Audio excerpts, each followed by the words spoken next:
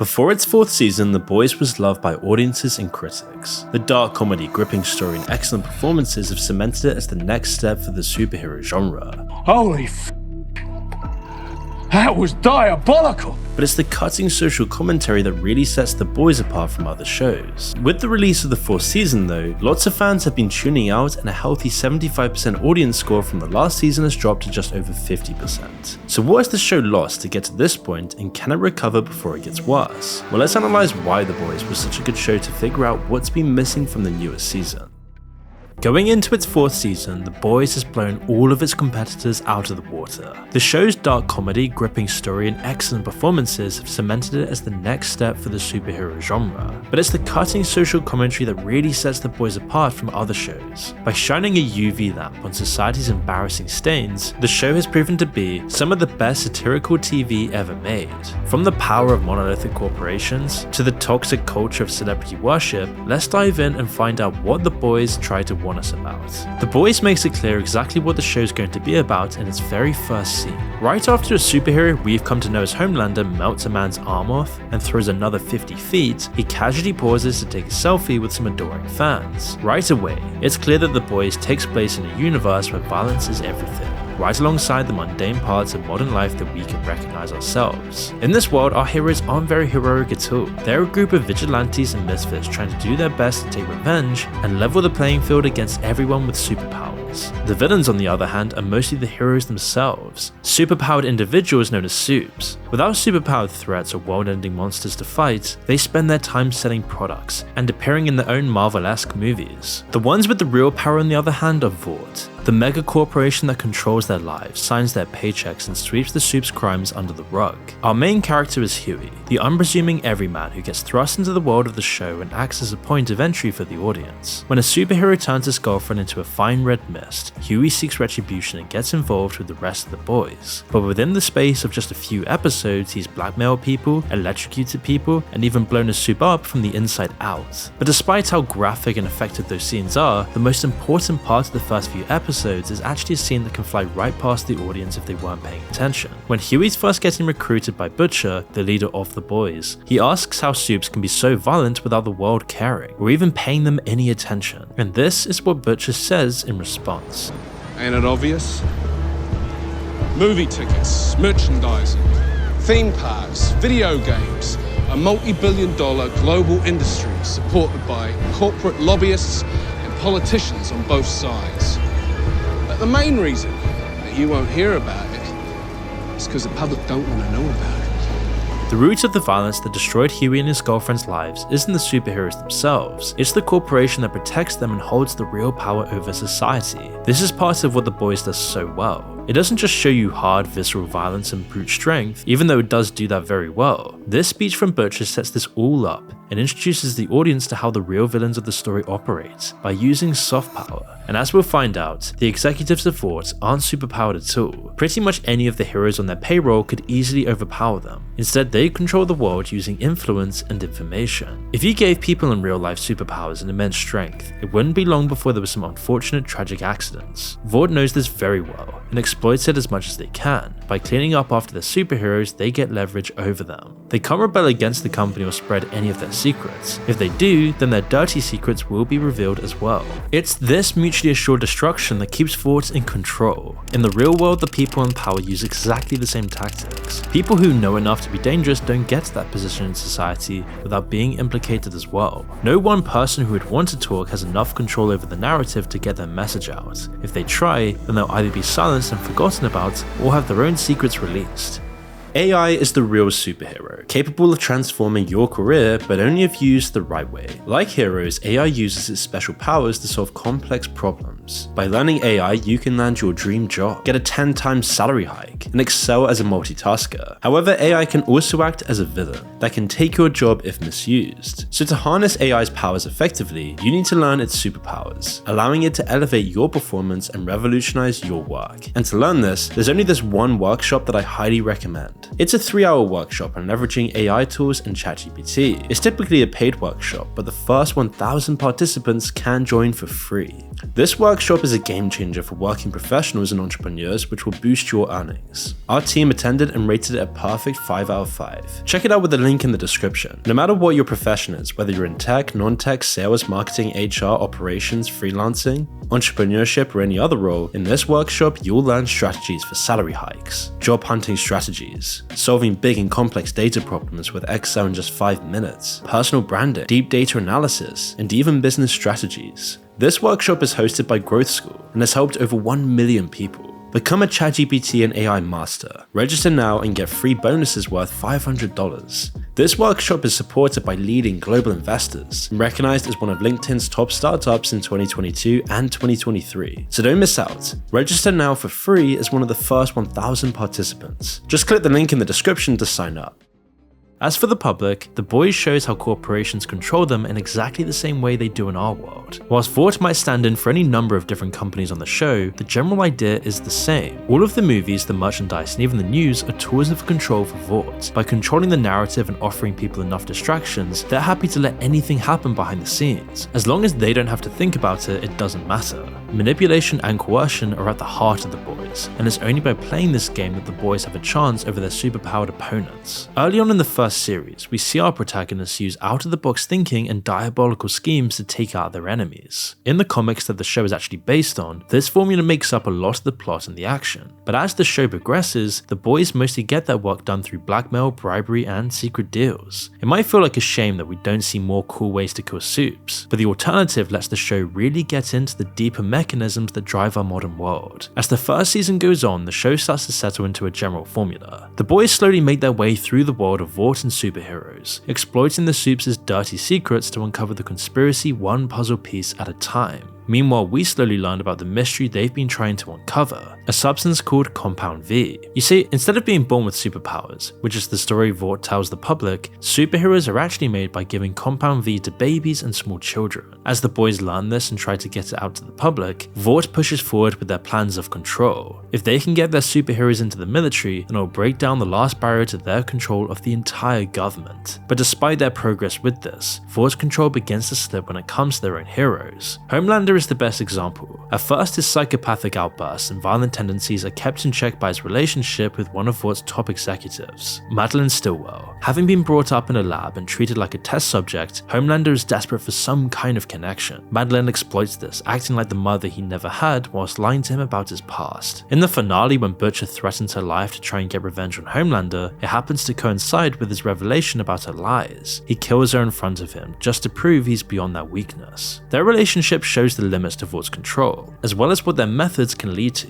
Stillwell's control over Homelander only lasted as long as she could keep stringing him along. She dies when she finally reaches the end of her tether and tells Homelander the truth, that she's terrified of him, and once the lies run out, her soft power is gone and she has no defenses left. This reversal foreshadows the later seasons when Homelander tries to turn the tables on the rest of Vought. But this isn't the only way that the boys explores the tactics and intricacies of corporate power. They satirize the language and jargon they use all the time. Characters like Ashley rarely say anything without it. Corporate language is all about appearances, working the same way that Orwell's doublespeak does. A corporate sentence is always meant to sound positive, whilst poorly hiding the true meaning of what the person's actually saying. Laying people off becomes downsizing, for example. We've all heard it used before. It's through this jargon that the boys satirizes the way corporations hide their intentions. They're more than happy to do anything for appearances. Vought happily broadcast their support of any number of different causes. They use them to make themselves look better, whilst doing nothing to actually support them. In The Boys, at first Vought wants to cover up Deep's assault of Starlight. They want to protect their investment and their brand name, and therefore their bottom line. But when the Deep turns into a liability and they don't need him anymore, they do a complete 180 and pretend they've been supporting Starlight this entire time. Then there's the later treatment of A-Train's identity change and the parody of the Pepsi commercial. Or there's the awful way they profit from Maeve's private life being revealed to the world. Corporations do this all the time in real life. Disney's happy to broadcast their support of the LGBT community, but only do so when it's profitable. In regions like Russia or the Middle East, they don't have the same cultural acceptance as the West, and so of course they'll always censor these parts out of their movies. Same with the whole Hollywood industry in China.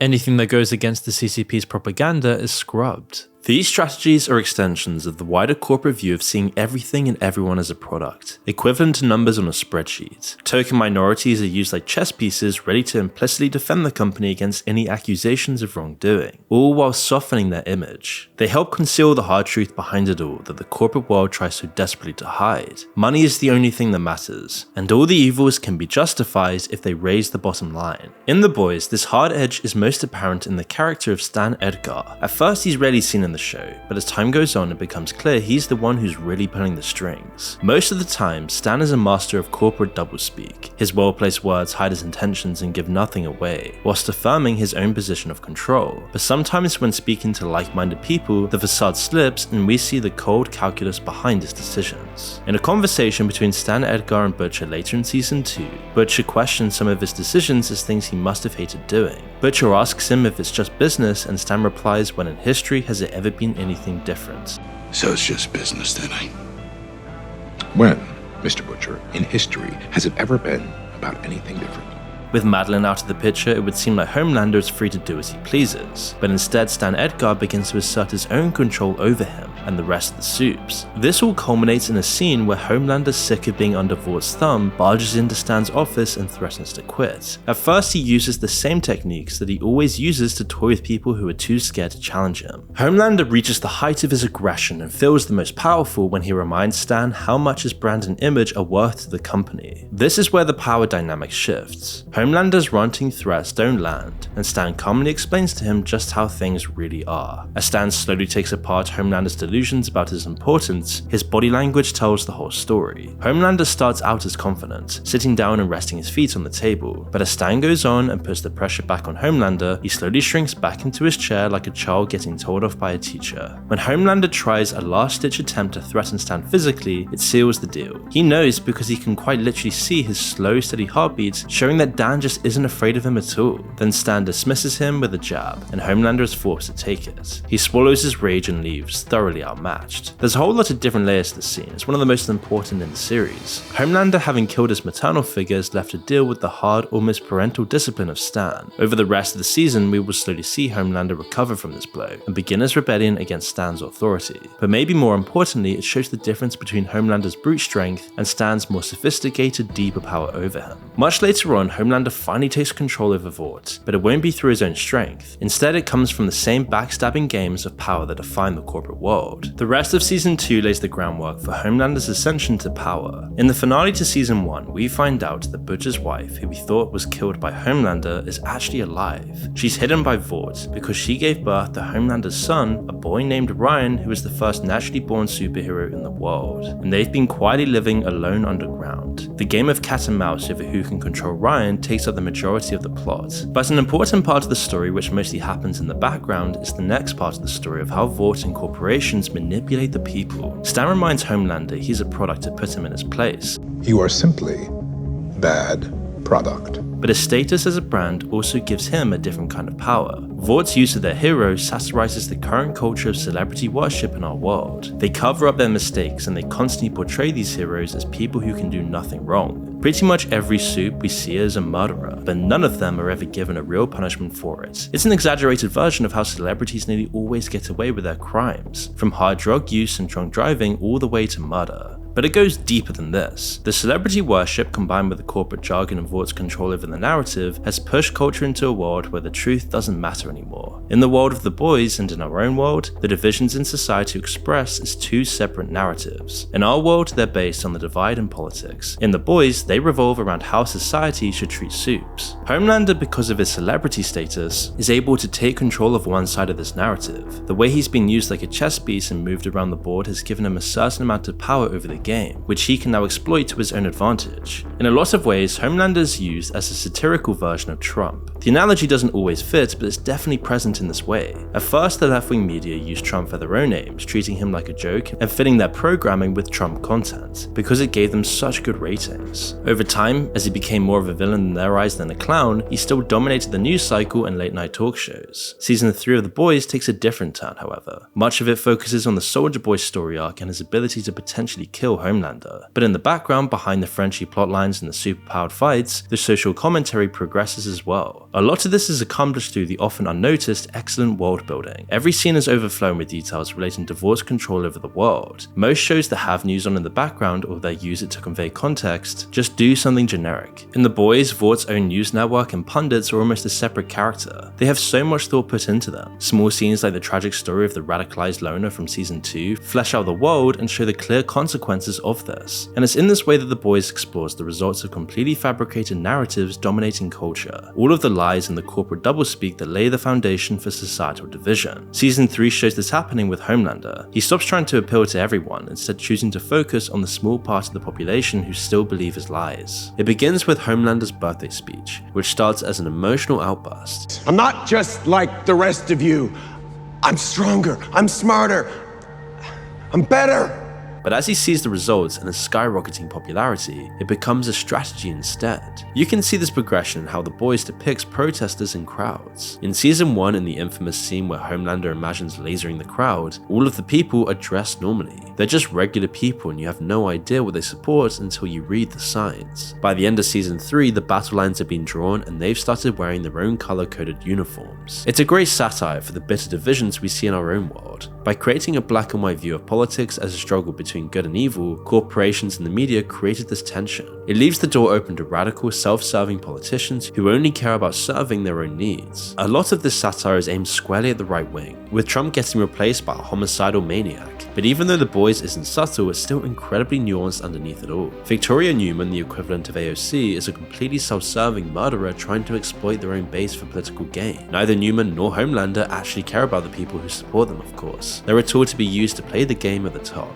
In fact, they're the most powerful tool that Homelander ever gets. It's only through using his own fans and making backroom deals that he eventually beats Stan Edgar at his own game. In fact, the entire establishment is shown as getting taken surprise by this. They created the conditions in society to further their own exploitation of the world, but they weren't prepared for someone else to use it far more effectively than they ever could. Both Stan and the mainstream politicians we see nearly always lose in the end, although hopefully we haven't seen the last of Stan Edgar. His departure from the show makes just one of the lots of small different things that have been turning fans off. But there's no denying that season 4 absolutely fell off a cliff. Good lord, I don't think I've seen a fan base turn so hard on any show since Game of Thrones. Look through the reviews and you'll see page after page of absolutely brutal write-ups, all saying basically the same thing. The general consensus is that the show seems to have sacrificed writing quality and smart characterization in favour of simplistic shock value and cheap political point scoring. In a previous video, we talked about how Marvel was losing its audience to shows like The Boys because they were avoiding the mistakes that Disney was making. But with the newest Disney season, this has been less and less true. A lot of the problems revolve around the show replaying the same tropes and jokes it's made before, without much of a change in the actual content. Some of the new characters like Firecracker seem very familiar to other antagonists from previous seasons. As the season progresses, hopefully we'll see something new from her conflict with Starlight. Others seem redundant, only filling up time with new plots that feel tired compared to previous seasons. Huey's mum's sudden appearance, for example, has seemed particularly shoehorned in,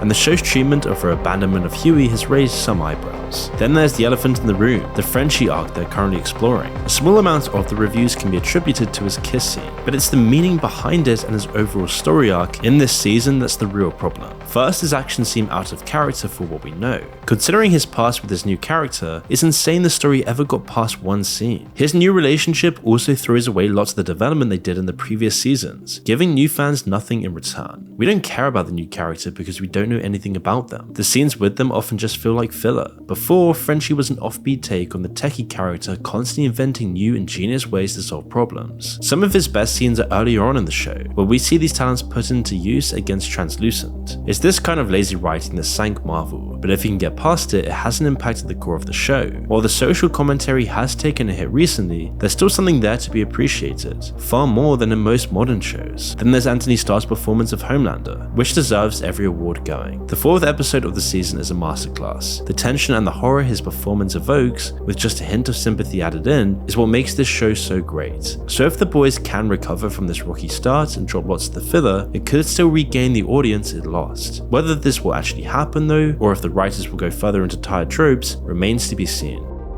By the way, don't forget to register for the free AI and ChatGPT workshop to grow your career and business. It's free for the first 1,000 people only. The link is in the description.